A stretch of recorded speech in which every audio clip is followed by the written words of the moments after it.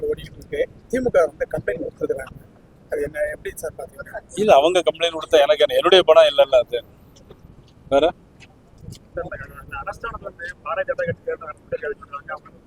சரி. இல்ல இந்தியாவில் எத்தனையோ கோடி பேர் இருக்கிறாங்க, எவ்வளோ ஒரு கோடி மெம்பர் தான் எல்லாரும். என் கூட இருக்கலாம், என் கூட இருந்திருக்கலாம். அதுக்காக அவங்க இப்போ தேர்தலில் பிடிபட்ட பணத்துக்கு அவங்க புகார் கொடுத்துருக்காங்க. அவங்க பணமா அது? அவங்க பணம் களவு போச்சா இல்லையாங்கிறது எனக்கு தெரியல. பட் அந்த பணத்துக்கு எனக்கு எந்த விதமான சந்தேகம். உங்களுடைய வேலையா கூட இருக்கலாம். யாரையும் நம்ப முடியல இந்த காலத்துல. இல்லைன்னா இது ஒண்ணு இல்லை. இப்ப 4 கோடி பிடிச்சிருக்கீங்க, அவ்வளவுதானா? காசு வேற இடத்துல இல்லையா? காசு கொடுப்பாங்களா இல்லையா? தேர்தல் கொடுப்பாங்க. இப்ப காசு கொடுக்க மாட்டேன்னு சொன்னார்ல என் தம்பி அண்ணாமலை, அவர்கிட்ட கேளுங்க, என்னங்க பிடிபட்டிருக்கேன்னு கேளுங்க, கேட்டு பதில் சொல்லுங்க. அதனால நீங்க பாருங்க, நம்ம முன்னோர்கள் போராடி பெற்ற சுதந்திரமும் ஜனநாயகம் எவ்வளவு கொடுமையான பணநாயகமா மாறி இருக்குங்கிறத நீங்க பாருங்க. இதை ஒழித்து தூய ஜனநாயகம் மலர செய்யணும்னா நீங்க காசு வாக்கு காசு அதுதான் நாங்க அதுக்காக இந்த கட்சிகளோட சேராம தனிச்சு நிக்கிறது காரணமும் இதுதான். சரி, இப்போ பண்ணணும் 10 ஆண்டு தடை பண்ணணும்னு சொல்லிருக்கீங்க. ஏற்கனவே இங்க இருக்கிற சிட்டிங் எம்பி வந்து கடந்த முறை தேர்தலில் 11 கோடி பறிமுதல் பண்ணாங்க.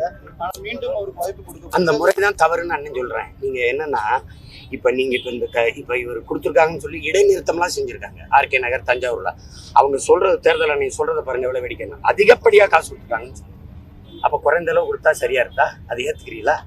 காசு கொடுக்க கூடாதுன்றீங்க, வாங்குறதும் கொடுக்கறதும் குற்றம்னு சொல்றீங்க, பதாக வைக்கிறீங்க, ஓராண்டு சிறைங்கிறீங்க. ஆனால் அதிகப்படியாக கொடுத்துட்டாங்க, அதனால இடைநிறுத்தம் செய்றீங்க. இடைநிறுத்தம் செஞ்ச திருப்பி தேர்தல் அறிவிக்கும் போது யார் அதிகப்படியா காசு கொடுத்தாருன்னு சொல்றீங்களோ அவரே தான் போட்டியிடாரு, அவரே தான் வெல்றாரு.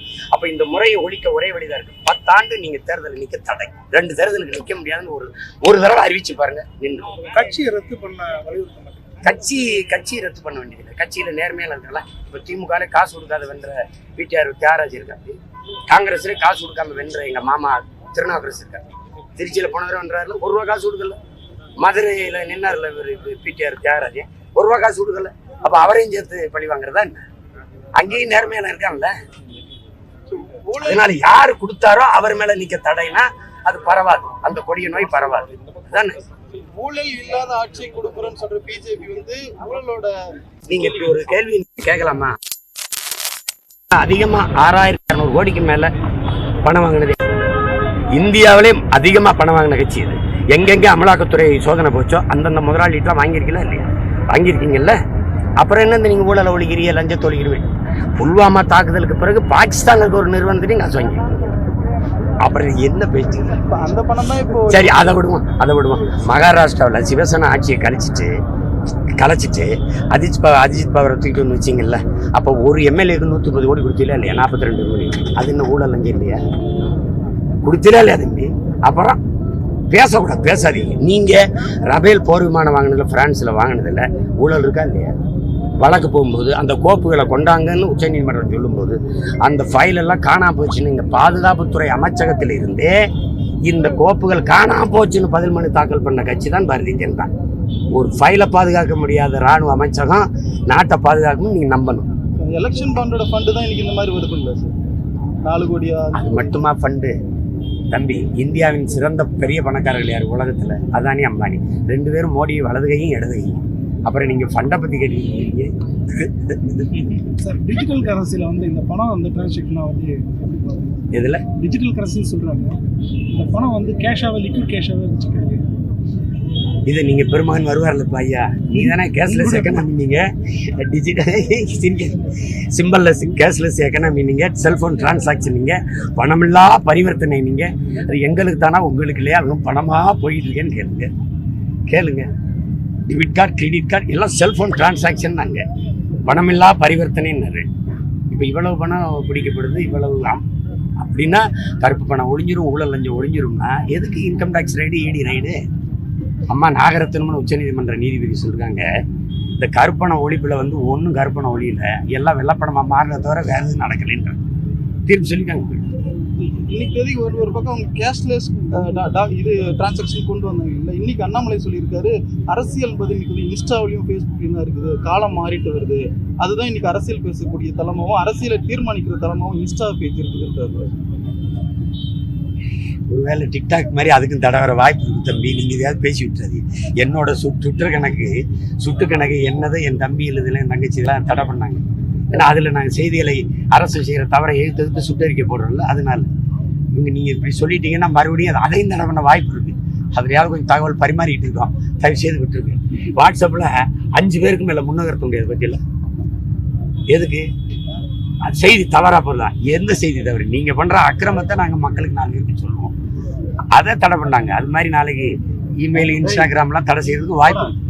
இந்த திமுக வந்து அவங்க அதாவது அரசு கொடுக்குற நலத்திட்டங்களை வந்து குறிப்பாக பெண்களுக்கு கொடுக்குற நலத்திட்டங்களை வந்து அவமதிக்கிற வகையில் தொடர்ந்து பேசிட்டு வராங்களே சார். ஒரு பக்கம் ஓசி பஸ்ன்றாங்க, இன்னொரு பக்கம் பேரண்ட்ல ஒன்றுன்றாங்க. நம்மளாம் அதாவது கேட்கலாம், உங்களை யார் கேட்டதுன்னு. யாராவது ஒரு தாய்மார் வந்து எனக்கு இலவச பஸ் கொடுன்னு கேட்டோமா? பஸ்ஸை தரமாக கொடு. நீங்கள் காட்டவா? நான் கடலூரில் தான் முன்னாடி இருக்க கண்ணாடி கலண்டு விழுந்துரும் தம்பி, சாரக்கீரை போட்டு கட்டி பக்கத்து டோர்லாம் விழுந்துரும், கதவுலாம் விழுந்துரும், சாரக்கீரை போட்டு கட்டி ஓடுற பேருந்து காட்டவா? பேருந்துக்குள்ளே கொடையை பிடிச்சிட்டு மழை காலத்தில் போகிற பயணிச்சு போகிறது காட்டவா? வந்து பஸ்ஸை தரமாக கொடு. 100 ரூபாய்க்கு வாங்குறியா டிக்கெட்டு? ஒரு 75 ரூபா 50 ரூபா அப்படி குறைச்சி கொடு மக்களுக்கு, எளிய மக்களுக்கு. அதை செய்ய போதும். நீ இலவசங்கிற பேரில் எங்களையும் எங்கள் மானத்துக்கு எடுக்கிறேன்னு. நீ வந்து இந்த காசு வச்சு தான் லிப்ஸ்டிக் போடுறோம், பவுடர் போடுறோம், இதை வச்சு தான் கண்மை போடுறோம்னா அது இதுதான் பெண்ணிய உரிமை, கலைஞரின் உரிமை தொகை. இதுதான். இது எவ்வளவு அவமானமாக இருக்குது பாருங்க. அதில் நீங்கள் காசு கொடுத்தீங்க. தகுதியான பெண்ணா? எங்கள் அக்கா தங்கச்சி என் அம்மா அத்தாவுக்கு தகுதி பார்க்க நீ யாருன்னு கேள்வி கேட்டால் பதிலுங்க.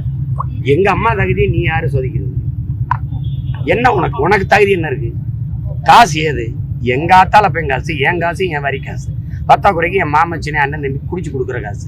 இந்த காசுல 1000 ரூபாய் கொடுக்கறதுக்கு தகுதி என்ன வேண்டியது? என்ன தகுதி இருக்கு? அதை சொல்றதுக்கு உங்களுக்கு என்ன தகுதி இருக்கு? தகுதியான பெண்கள் எதை வச்சு தகுதியை தீர்மானிக்கிறீங்க? இதெல்லாம் எவ்வளவு திமிரான பேச்சு சொல்லுங்க. கதிரானந்தெல்லாம் பேசின பேச்செல்லாம் அவங்க வீட்டுல அவர் துணைவி எங்க அம்மாலாம் கதிரானந்த அம்மாலாம் எங்க அம்மாலாம் அதை சகிக்கிறாங்களா, ஏற்கிறாங்களா? அதுக்கு ஒரு பொது வழியில வருத்தம் அப்படி பேசிக்க கூடாது. வருந்துருன்னா சொல்றாரு பத்தி இல்ல கொடுமை. இப்ப நீங்க எங்க ஐயா வந்து துரைமுருகன் நாங்க ரொம்ப மதிக்கிற ஒரு தலைவர். அவர் சொல்றாரு, பாராளுமன்றத்துக்கு போனா இங்கிலீஷ் தெரியணும் இல்லை ஹிந்தி தெரியணும், தமிழ் மட்டும் தெரிஞ்சா அப்படியே பார்த்துக்கிட்டு இருக்க வேண்டியதானே. நீங்க தான் ஹிந்தி நெவர் இங்கிலீஷ் எவர்னு சொன்னது நீங்க தான். இந்திய உனக்கு என்ன இங்கே வேலைன்னு சொல்லி போராடி இந்தியை விரட்டி விட்டோம்னு சொன்னது நீங்கள் தான். ஹிந்தி தெரியாது போடான்னு சொன்னது நீங்கள் தான். ஹிந்தி தெரிஞ்சால் தான், இங்கிலீஷ் தெரிஞ்சால் தான் நாடாளுமன்றத்துக்குள்ள போக முடியும்னு சொல்கிறீங்க. நீங்கள் எங்கள் மொழியை காப்பீங்க, அதை மீட்பீங்கன்னு நாங்கள் நம்பிக்கிட்டு இருக்கணும். உங்களுக்கு ஓட்டு போடணும். எப்படி இருக்குது பாருங்க. இதுங்கெல்லாம் அவ்வளோ பெரிய தலைவர் அப்படி பேசுறது எப்படி இருக்குது? இந்திய நாடாளுமன்ற ஆட்சி மொழியாக தமிழ் வரணும். 22 மாநில மொழிகள் எல்லா மொழியும் ஆட்சி மொழி இருந்தால் என்ன பாராளுமன்ற கட்டளை இடிஞ்சு விழுந்துருமா? சின்ன நாடு சிங்கப்பூர், நியூசிலாந்து இதெல்லாம் எத்தனை மொழி இல்லை? இலங்கையில் கூட எத்தனை மொழி ஆட்சி மொழியா இருக்கு? அது பயன்பாட்டில் இருக்கா இல்லையான்னு வேற. அறிவிக்கிறதுல உனக்கு என்ன பிரச்சனை? என்னோட வரி எடுத்துட்டு போறீங்களா தம்பி? 2 வரி தமிழ்ல எழுதி எனக்கு கடிதம் அனுப்ப முடியாதா? என்னோட வரி எடுத்துட்டு போக முடியல உன்னால? 2 வரி என் தாய்மொழி எழுதி உனக்கு கடிதம் அனுப்ப முடியாதா தமிழ்நாடு அரசுக்கு? எதுக்கு இந்த இங்கிலீஷ்ல இருக்கு? அதுக்கான முயற்சி எடுக்காம நாங்க அங்கேயும் போயிட்டு அவங்க லாங்குவேஜ் கத்துட்டு தான் பேசுவோம். அப்படிதானே இருக்கு. அப்படிதான் நிலைமை உருவாக்கி இருக்கிறீங்க. இந்தி எங்க இல்லை? இந்தி எங்க இல்ல? இப்ப நீங்க கூட்டணி வச்சிருக்க காங்கிரஸ் அது சொல்லியிருக்க திட்டத்துக்கு இந்தியில தானே பேர் வைக்குது. அப்படிதானே வைக்குது. கொடுமையா பாக்குறேன். நீங்க காசு கொடுக்குறவங்களை தேடி இங்க பிடிச்சி இப்ப ஒரு செய்தியை காட்டுறீங்க. மற்றபடி இங்க இப்ப தொடர் வண்டியில காசு கொண்டு போனதை யாரோ பிஜேபி காரன் சொல்லி கொடுத்தா எடுத்துட்டான். பிடிச்சிருக்கு. அப்படியா? ஆனால் நான் என்ன நினைக்கிறேன்னா, இப்ப ரம்ஜான் வருதுங்க. ரம்ஜான மதுரை சந்தையில 11 கோடிக்கு ஆடு வித்துருக்குங்க. ஆடை வித்து நம்ம அப்பன் பெரிய பேருங்கல்ல காசு கொண்டு போறது எப்படின்னு தெரியாம முடிக்கிறான். ஏன்னா நான் 50 ஆடு வித்துருக்கீங்க, அந்த காசை கொண்டு வரேன்னு சொன்னா நீ நம்ப மாட்டிய பறிச்சுக்கிட்டு விட்டீங்கன்னா நான் இத்தனை வருஷம் பழச்ச பொழப்பு நாசமா போயிரும்ல. அதனால அது எப்படி, அதுக்கு என்ன சான்று வச்சுக்கிறது? ஆடு வித்ததுக்கு நான் என்ன ரசீது வைக்கிறது? மளிகை கடைக்கு சரக்கு போட நான் போனேன்னு வச்சுக்கிறீங்களேன், அந்த காசை எடுத்துக்கிடுவேன். ஹாஸ்பிட்டலுக்கு பணம் கட்டுறதுக்கு 1 லட்ச ரூபா எடுத்துட்டு அப்பாவுக்கு போனேன்னு வச்சுங்க, அந்த காசை பறிச்சுக்கிறேன். அப்புறம் நான் எங்கே பண்ணுறேன்?